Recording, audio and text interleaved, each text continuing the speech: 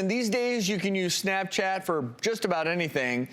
You want to see your favorite celebrity? Well, what are they making for dinner? Snapchat. Or maybe how your friend's trip to Europe is going. Or my friend's trip to Tahiti. Well, now you can see tummy tucks, butt augmentations, and board-certified plastic surgeon Dr. Matthew Schulman has been doing just that. As you're looking at some of this footage here, this is the kind of stuff that's going up on Snapchat. And Dr. Schulman joins us. Nice tush there, Doc. So people are used to seeing some things like this on our show. Obviously, this is from the OR. And it's going out there on Snapchat. What was the first reaction or type of reaction you got when you started doing this? Well, when I started doing it at the beginning of the Snapchat craze, back when people thought Snapchat was just a way to send, naughty pictures to your friend. So there was a little bit of reluctance because people didn't understand it. But people have really caught on. It's a way to show real surgeries in real time, unedited. And right now, 95% of my patients that come to me for surgery voluntarily agree to appear on Snapchat. Dr. Schulman, I mean, this is great PR for you. I mean, you have to admit that this is advertising in a way. My question is, are we going a little too far, though? I mean, ethically, are we showing too much? Is it a little over the top, unprofessional? I mean, it's a valid, criticism. What you have to understand is that everyone that appears on my Snapchat signs a pretty extensive consent.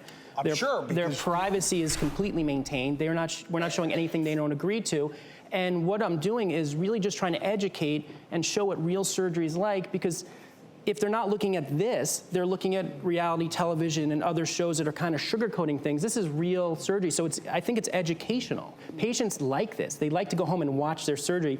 And the other thing is, think about their family members. Their family members are sitting in my waiting room, and they're getting a real-time update of how the surgery is going. So patients ask for this. So, I mean, patients are a little weird. I work with them. They go, can my family come in and watch? No, they can't. The surgery people ask you that? Yes. I deliver babies. all the People time. come in. Well, yeah, but now they can watch on their phone in the waiting room. I will say this. I think that your use of this is really smart for you and for your practice, and I actually like the fact that we're not glorifying it. You're seeing that you don't just show up to the operating room and walk out looking perfect. There's a lot that goes into these surgeries. But my concern is more so if everyone started doing this, and something goes wrong in the OR, it could get a little bit problematic. I think that this social media platform is kind of self-selecting.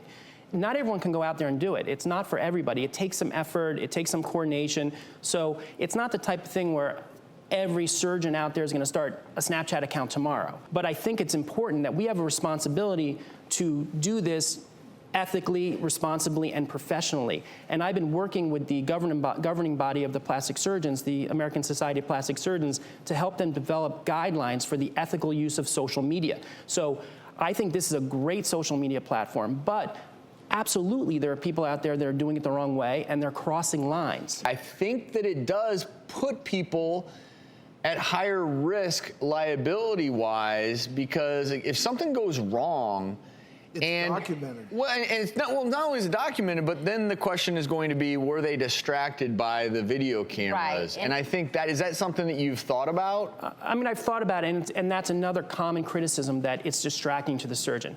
I can tell you that when I'm operating, I'm doing what I do. The camera's in the background, so if I'm talking to the camera, it's really no different than any of you talking to your resident and walking them through a surgery. So I think it's a little bit unfair when people say that it's distracting. Now, again, it can be if you do it the wrong way. Right. So I think that it really comes down to the surgeon and the way they do it. And there are certainly people that shouldn't be doing this, or that are doing it that should stop. But that platform itself, I think, is a great tool if done right. I have to give you credit, Dr. Schulman. You are a pioneer with this, and clearly the fact you want to put your work out there shows that you believe in your skill set. Thank you for doing it in a way that makes sense.